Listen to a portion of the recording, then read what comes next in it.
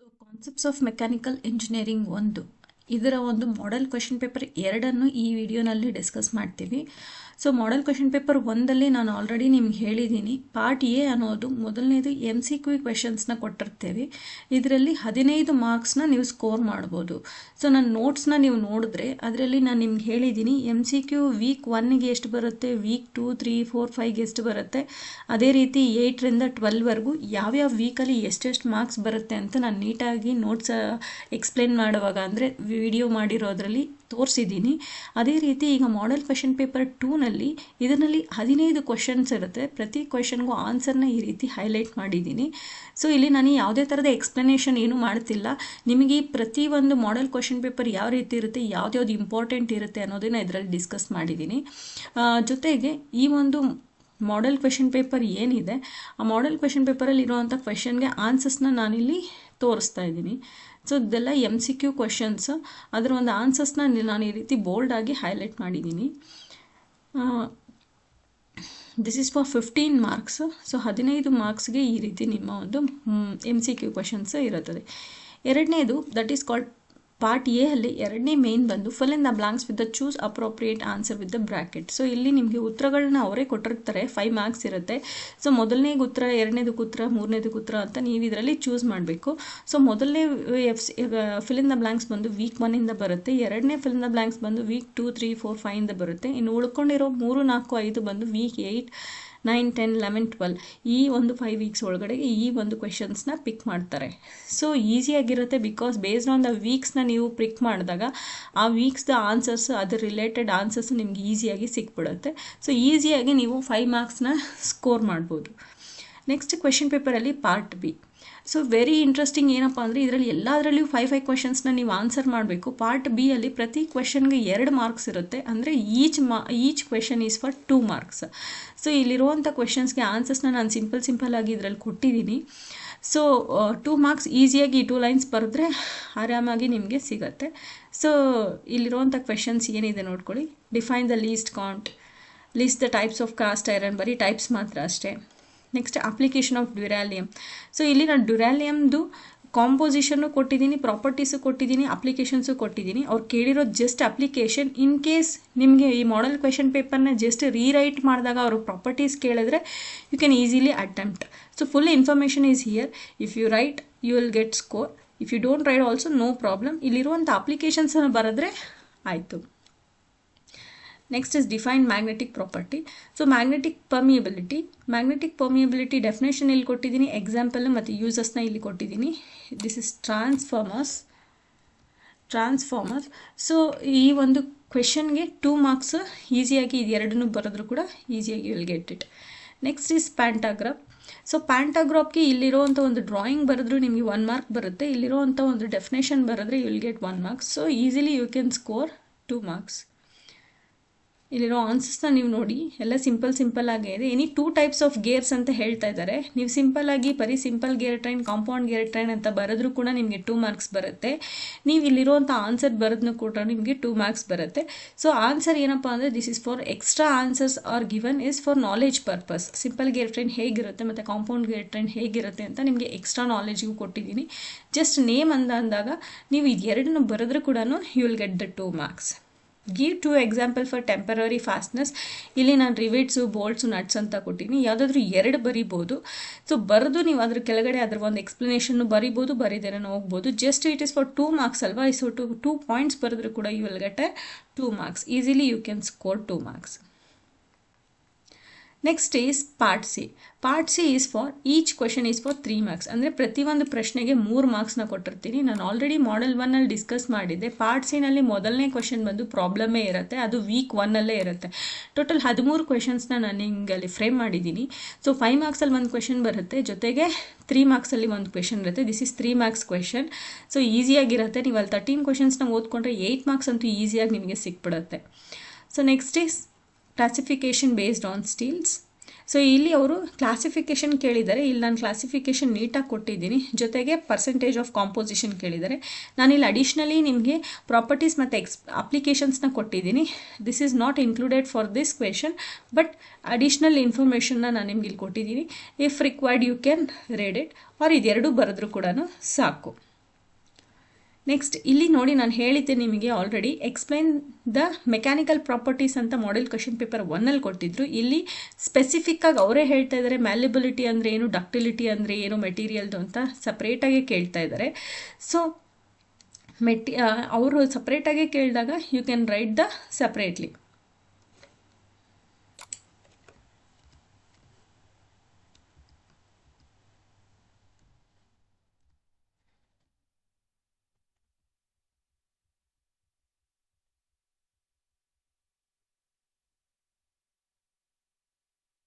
ಸಾರಿ. So malleability definition ಅದರ uses examples ಇಲ್ಲಿ ಕೊಟ್ಟಿದ್ದೀನಿ.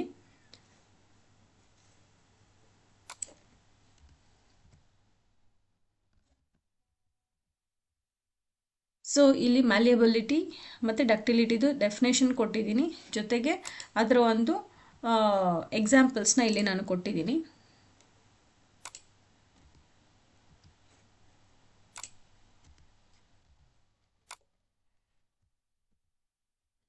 Next mention the 3 distinct properties of ceramics. So ಅವರು specific ಆಗಿ ಕೇಳ್ತಾ ಇದ್ದಾರೆ 3 ಮಾರ್ಕ್ಸ್ಗೆ 3 ಪ್ರಾಪರ್ಟೀಸ್ ಅಂತ. ಇಲ್ಲಿ ನಾನು ನಿಮಗೆ 7 ಪ್ರಾಪರ್ಟೀಸ್ ಕೊಟ್ಟಿದ್ದೀನಿ. ಯಾವುದಾದ್ರೂ 3 ಪ್ರಾಪರ್ಟೀಸ್ನ ನೆನ್ಪಿಟ್ಕೊಂಡು ಬರೋದ್ರು ಕೂಡ ಸಾಕು. ಸೊ ಮಿನಿಮಮ್ 5 ನೆನ್ಪಿಟ್ಕೊಳ್ಳಿ. If the same question is asked for 5 marks ಅಂದಾಗ 5 ಪಾಯಿಂಟ್ಸ್ ಬರೆಯೋಕ್ಕೆ ಯೂಸ್ ಆಗುತ್ತೆ. ಸೊ ನಾನು ಹೇಳೋದಿಷ್ಟೇ, ಈ ಪ್ರಾಪರ್ಟೀಸ್ ಆಗಲಿ ಅಪ್ಲಿಕೇಶನ್ ಆಗಲಿ ಯಾವುದಾದ್ರೂ 5 ನೆನ್ಪಿಟ್ಕೊಳ್ಳಿ. ಯಾಕೆಂದರೆ 5 ಮಾರ್ಕ್ಸ್ ಕ್ವೆಶನ್ ಕೇಳಿದಾಗ ನೀವು ಬರೀ 1, 2, 3 ಅಟೆಂಡ್ ಮಾಡೋ ಬದಲಿಗೆ 5ನ ಬರೆಯೋದ್ರಿಂದ ನಿಮಗೆ ಸ್ಕೋರ್ ಚೆನ್ನಾಗಾಗತ್ತೆ. Next list the types of ಕೈನಮ್ಯಾಟಿಕ್ಸ್ links ಅಂತ ಕೇಳಿದ್ದಾನೆ. ಸೊ ಲಿಸ್ಟ್ ಅಂತ ಕೇಳಿರೋದ್ರಿಂದ ಬರೀ ನೀವು rigid link, flexible link, fluid link ಅಂತ ಬರೆದ್ರೆ ಸಾಕು. ನಾನಿಲ್ಲಿ ಡೆಫಿನೇಷನ್ ಎಕ್ಸಾಂಪಲ್ ಡಯಾಗ್ರಾಮ್ನ ಕೊಟ್ಟಿದ್ದೀನಿ, ಈಸಿಯಾಗಿ ಅರ್ಥ ಆಗುತ್ತೆ, ಜೊತೆಗೆ ನಾಲೆಜ್ ಪರ್ಪಸ್ ಆಗಿ ನಿಮಗೆ ಯೂಸ್ ಆಗುತ್ತೆ. ಇನ್ ಕೇಸ್ ಸೇಮ್ ಕ್ವೆಶನ್ನ ನೀವು ಎಕ್ಸ್ಪ್ಲೈನ್ ಅಂತ ಏನಾದರೂ ಲಿಸ್ಟ್ ಅಂತ ತೆಗೆದುಬಿಟ್ಟು ಎಕ್ಸ್ಪ್ಲೈನ್ ಅಂತ ಕೊಟ್ಟಾಗ ನಿಮಗೆ ಆನ್ಸರ್ಸ್ನ ಬರೆಯೋದಕ್ಕೋಸ್ಕರ ಈಸಿ ಆಗುತ್ತೆ. Next is list the various types of belt drives. So ಇಲ್ಲಿ ಟೈಪ್ಸ್ ಆಫ್ ಬೆಲ್ಟ್ ಡ್ರೈವ್ಸ್ ಕೊಟ್ಟಿದ್ದೀನಿ, ಅದರ ಒಂದು ಡೆಫಿನೇಷನ್ ಸಿಂಪಲ್ ಆಗಿ ವರ್ಡ್ಸಲ್ಲಿ ಕೊಟ್ಟಿದ್ದೀನಿ. So you can write this easily. Next explain pressure angle with the gears. ಇಲ್ಲಿ ನಾನು ನಿಮಗೆ 2 ಪಾಯಿಂಟ್ಸ್ ಎಕ್ಸ್ಪ್ಲನೇಷನ್ನ ಕೊಟ್ಟಿದ್ದೀನಿ, ಪಾಯಿಂಟ್ ವೈಸ್ ಕೊಟ್ಟಿಲ್ಲ. ಸೊ ಈಸಿಯಾಗಿ ಬರಿಬೋದು. Next any 3 defects of welding ಅಂತ ಹೇಳಿದ್ದೀನಿ. ಜನರಲ್ ಆಗಿ ನೀವು ಬರಿಬೋದು. ವೆಲ್ಡಿಂಗ್ ಮಾಡುವಾಗ ಜಾಸ್ತಿ ಅಂದರೆ ಲ್ಯಾಕ್ ಆಫ್ ಪೆನೆಟ್ರೇಷನ್, ಅಂದರೆ ಸರಿಯಾಗಿ ಪೆನೆಟ್ರೇಷನ್ ಅಂದರೆ ಸರಿಯಾಗಿ ಮೆಟಲ್ ಕರಗಲಿಲ್ಲ ಅಂತಂದರೆ, ಸರಿಯಾಗಿ ಫಿಲ್ ಆಗಲಿಲ್ಲ ಅಂದರೆ, ಅಥವಾ ಫಿಲ್ ಮಾಡುವಾಗ ಏರ್ ಆಕ್ಸಿಜನ್ ಏನಾದರೂ ಒಳಗಡೆ ಹೋದಾಗ ಅಲ್ಲಿ ಒಂದು ಹೋಲ್ ಥರ ಫಾರ್ಮೇಷನ್ ಆದರೆ, ಅಥವಾ ಜಾಸ್ತಿ ಬೇಗ ಸಾಲಿಡಿಫಿಕೇಶನ್ ಆದಾಗ ಕ್ರ್ಯಾಕ್ಸ್ ಫಾರ್ಮೇಷನ್ ಆದರೆ, ಇಲ್ಲ ಒಂದ್ರ ಮೇಲೆ ಒಂದು ಓವರ್ಲ್ಯಾಪ್ ಆದರೆ ಏನಾದರೂ ಆಗ್ಬೋದು. ಈ ಒಂದು ಪಾಯಿಂಟ್ಸ್ನ porosity, lack of fusion, lack of penetration ಅಂತ ಬರೆದ್ರೂ ಕೂಡ ನಿಮಗೆ ಮಾರ್ಕ್ಸ್ ಬರುತ್ತೆ. ಇಷ್ಟೆಲ್ಲ ಎಕ್ಸ್ಪ್ಲನೇಷನ್ ಬರೀಲಿಲ್ಲ ಅಂದರೂ ತೊಂದರೆ ಇಲ್ಲ. ಈ ಒಂದು ಪಾಯಿಂಟ್ಸ್ ಇದೆಯಲ್ಲ, porosity, lack of fusion, lack of penetration, under cutting, overlap, crack, ಈ ಥರ ಬರೆದ್ರೂ ಕೂಡ ನಿಮಗೆ ಮಾರ್ಕ್ಸ್ ಬರುತ್ತೆ. ಇನ್ ಕೇಸ್ ನಮಗೆ ಔಟ್ ಆಫ್ ಔಟ್ ಸ್ಕೋರ್ ಆಗಬೇಕು, ಒಳ್ಳೆ ಮಾರ್ಕ್ಸ್ ಬರಬೇಕು ಅಂದರೆ ಕ್ರ್ಯಾಕ್ಸ್ ಹೆಂಗಾಗುತ್ತೆ, ಓವರ್ಲ್ಯಾಪ್ ಹೆಂಗಾಗುತ್ತೆ ಅನ್ನೋದ್ರ ಬಗ್ಗೆ ನೀವು ಒಂದು ಪಾಯಿಂಟ್ನ ಬರೆದ್ರೆ ಮಾರ್ಕ್ಸ್ ಸ್ಕೋರ್ ಆಗುತ್ತೆ. Next is part D. Part ಡಿಯಲ್ಲಿ ಸೆಕ್ಷನ್ 1, ಸೆಕ್ಷನ್ 2 ಎರಡೂ ಇರುತ್ತೆ. ಪಾರ್ಟ್ ಡಿಯಲ್ಲಿ ಸೆಕ್ಷನ್ 1ದಲ್ಲಿ ಮೊದಲನೇದು ಪ್ರಾಬ್ಲಮ್ ಇರುತ್ತೆ, that is from week 1. So ನಾನು ನಿಮ್ಗೆ ಆಲ್ರೆಡಿ ಹೇಳಿದ್ದೀನಿ, ಮತ್ತೆ ಹೇಳ್ತಾ ಇದ್ದೀನಿ. ವೀಕ್ 1ನಲ್ಲಿ ನೀವು 8 ಮಾರ್ಕ್ಸ್ ನೀವು ಪ್ರಾಬ್ಲಮ್ಸೇ ಬರುತ್ತೆ, ದಟ್ ಈಸ್ 3 + 5. ಇದು 5 ಮಾರ್ಕ್ಸ್ ಕ್ವೆಶನ್. ತುಂಬ ಸಿಂಪಲ್ ಸ್ಟೆಪ್ಸ್ ಇದೆ. So you can easily score. So this is classification of engineering material. Next coming on to this composite material differing from other materials ಅಂತ ಹೇಳ್ತಾ ಇದ್ದಾರೆ. Composite ಮೆಟೀರಿಯಲ್ಸಲ್ಲಿ ಹೇಗೆ ಬೇರೆ ಮೆಟೀರಿಯಲ್ಸ್ ಜೊತೆಗೆ compare ಮಾಡಿದಾಗ ವೈ ಇಟ್ ಈಸ್ ಡಿಫ್ರೆಂಟ್ ಅಂದಾಗ, ಇದರಲ್ಲಿ ಮೆಟೀರಿಯಲ್ಸ್ ಮಿಕ್ಸ್ ಮಾಡಿರ್ತಾರೆ, 2 ಡಿಫ್ರೆಂಟ್ ಮೆಟೀರಿಯಲ್ಸ್, ಮತ್ತು ಅದರ ಟೈಪ್ಸ್ನ ಬರ್ದಿದ್ದೀನಿ. Additionally I have given the properties and applications. So ಯಾವುದೇ ಆಗಲಿ ಕಾಂಪೋಸಿಟ್ ಅನ್ನೋ ಒಂದು ಪದ ಕಾಣಿಸಿದಾಗ ನೀವು ಕಾಂಪೋಸಿಟ್ ಬಗ್ಗೆ ಫುಲ್ ಇನ್ಫಾರ್ಮೇಷನ್ ನಿಮ್ಗೆ ಅಲ್ಲಿ ಸಿಕ್ಕಿದಾಗ ಏನಾಗಿರುತ್ತೆ, ಸೊ ನೆಕ್ಸ್ಟ್ ನೀವು ಹುಡುಕೊಳ್ಳೋ ಅವಶ್ಯಕತೆ ಇಲ್ಲ. ಇದೇ ಕ್ವೆಶನ್ಗೆ ಅವರು ಎಕ್ಸ್ಪ್ಲೈನ್ ದ ಪ್ರಾಪರ್ಟೀಸ್ ಅಂತ ಕೇಳಿದ್ರು, ಇಲ್ಲ ಲಿಸ್ಟ್ ದ ಅಪ್ಲಿಕೇಶನ್ಸ್ ಅಂತ ಅಂದರು, ಅಥವಾ ಎಕ್ಸ್ಪ್ಲೈನ್ ದ ಕಾಂಪೋಸಿಟ್ ಟೈಪ್ಸ್ ಅಂತ ಕೇಳಿದ್ರು ಕೂಡ ನೀವು ಹುಡುಕೋ ಅವಶ್ಯಕತೆ ಇಲ್ಲ. ಇಷ್ಟು ಇನ್ಫಾರ್ಮೇಷನ್ ನಿಮಗೆ ಗೊತ್ತಿತ್ತು ಅಂದರೆ, ಪ್ರಾಪರ್ಟೀಸ್ ಕೇಳಿದ್ರೆ ಪ್ರಾಪರ್ಟೀಸ್, ಅಪ್ಲಿಕೇಶನ್ ಕೇಳಿದ್ರೆ ಅಪ್ಲಿಕೇಶನ್, ಅಥವಾ ಟೈಪ್ಸ್ ಕೇಳಿದ್ರೆ ಟೈಪ್ಸ್, ಇಲ್ಲ ಡೆಫಿನೇಷನ್ ಕೇಳಿದ್ರೆ ಡೆಫಿನೇಷನ್.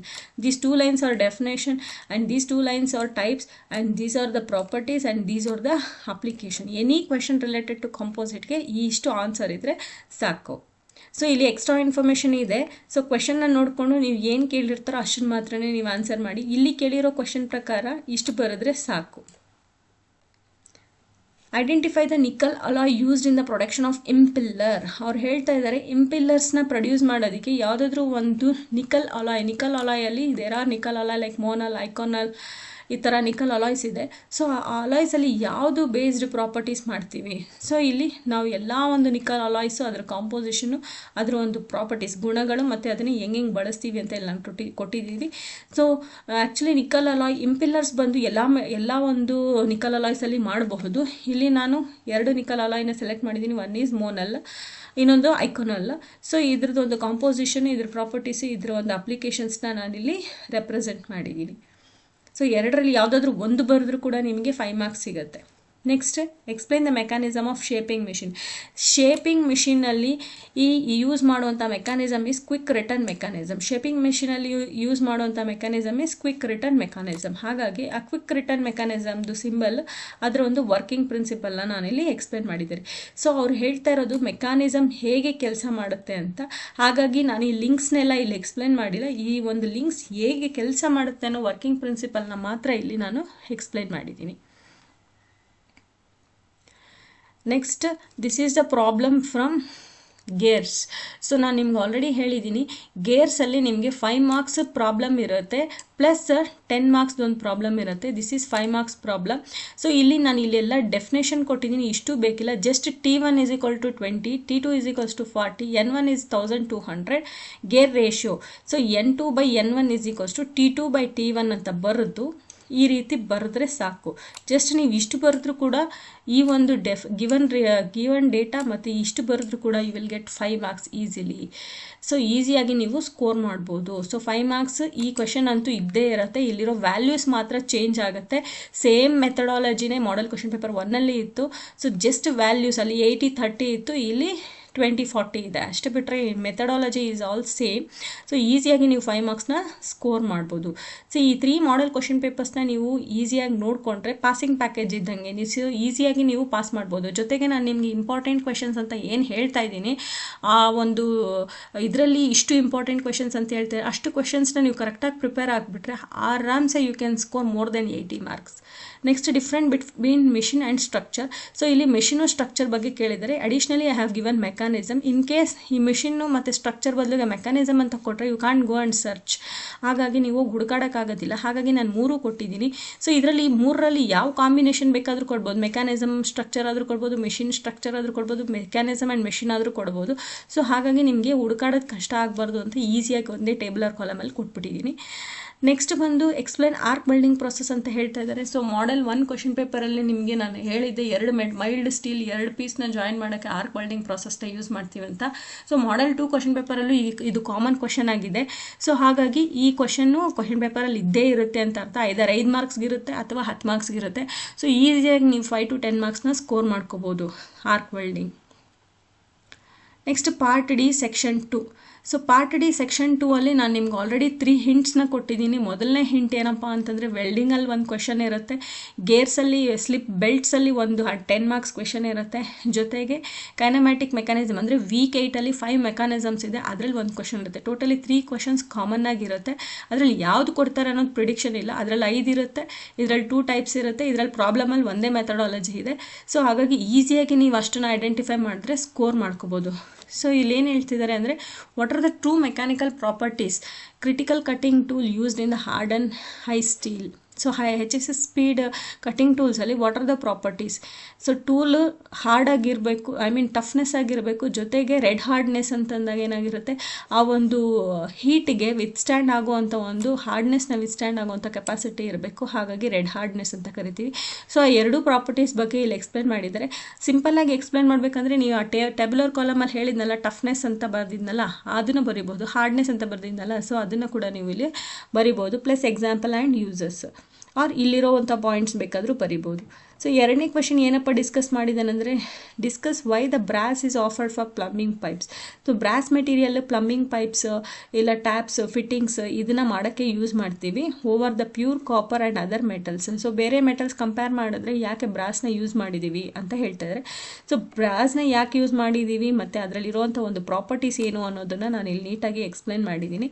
ಜೊತೆಗೆ ಅದರಲ್ಲಿರುವಂಥ ಒಂದು ಕಾಂಪೋಸಿಷನ್ನು properties, main properties of brass ಏನಿದೆಯೋ ಅಲ್ಲಿ ಪಾಯಿಂಟ್ಸ್ ವೈಸ್ ಕೊಟ್ಟಿದ್ದೀನಿ. So easily you can write. Next ನಾನು ಆಲ್ರೆಡಿ ನಿಮ್ಗೆ ಹೇಳಿದ್ದೀನಿ ವೀಕ್ 8ಅಲ್ಲಿರೋ ಅಂಥ ಒಂದು 5 ಫಿಗರ್ಸ್ ಏನಿದೆ, like 4 bar mechanism, slider crank mechanism, quick return mechanism, double slider crank mechanism, pantograph, beam engine, ಈ ಥರ ಏನು 5 ಡಯಾಗ್ರಾಮ್ಸ್ ಹೇಳಿದ್ದೀನೋ ಆ 5 ಡಯಾಗ್ರಾಮ್ಸ್ನ ನೀವು ಕ್ಲೀನಾಗಿ ಪ್ರಿಪೇರ್ ಆಗಿದ್ದೀರಾ ಅಂತಂದರೆ ಈಸಿಯಾಗಿ you can score the marks. So ಇದರಲ್ಲಿ ಅವ್ರು ಹೇಳ್ತಾ ಇದ್ದಾರೆ 4 bar mechanism and their functions ಅಂತ. ಸೊ 4 ಬಾರ್ ಮೆಕ್ಯಾನಿಸಮ್ ಮತ್ತು ಅದ್ರ ವರ್ಕಿಂಗ್ ಪ್ರಿನ್ಸಿಪಲ್ನ ನೀವು ನೀಟಾಗಿ ಎಕ್ಸ್ಪ್ಲೇನ್ ಮಾಡಿದ್ರೆ ಇದಕ್ಕೆ 5 ಮಾರ್ಕ್ಸು, ಇದನ್ನು ಬರೆಯೋಕ್ಕೆ 5 ಮಾರ್ಕ್ಸ್ ಇರುತ್ತೆ. ಸೊ ಟೋಟಲಿ 10 ಮಾರ್ಕ್ಸ್ ಈಸಿಯಾಗಿ ನೀವು ಸ್ಕೋರ್ ಮಾಡ್ಕೋಬಹುದು. ನೆಕ್ಸ್ಟ್ ಇಲ್ಲಿ ನೋಡಿ, ಪ್ರಾಬ್ಲಮ್ ಬದಲುಗೆ ಅವರು ನಿಮ್ಗೆ ಇಲ್ಲಿ ಕ್ವೆಶನ್ನ ಕೊಟ್ಟಿದ್ದಾರೆ. ಏನು ಕ್ವೆಶನ್ನ ಕೊಟ್ಟಿದ್ದಾರೆ? ಪ್ರಾಬ್ಲಮ್ ಮಾಡೆಲ್ ಕ್ವೆಶನ್ ಪೇಪರ್ 1ಅಲ್ಲಿ ಇಲ್ಲಿ 10 ಮಾರ್ಕ್ಸ್ ಪ್ರಾಬ್ಲಮ್ ಕೊಡ್ತಾರೆ ಅಂತ ಹೇಳಿದ್ದೆ. ಸೊ ಅದ್ರ ಬದಲಾಗಿ ಟ್ವಿಸ್ಟ್ ಆಗಿ ಇವರು ಇಲ್ಲಿ ಕ್ವೆಶನ್ನ ಕೊಟ್ಟಿದ್ದಾರೆ. Just to make some complication, like ಅಂದರೆ ಒಂದು ಟಫ್ ಪೇಪರ್ ಆಗಿ ತೆಗಿಬೇಕು ಅಂದಾಗ ಅದು ಕ್ವೆಶನ್ ಆಗಿ ಕನ್ವರ್ಟ್ ಮಾಡಿದ್ದಾರೆ. ಏನು ಕ್ವೆಶನ್ ಇಲ್ಲ ಇಲ್ಲಿ.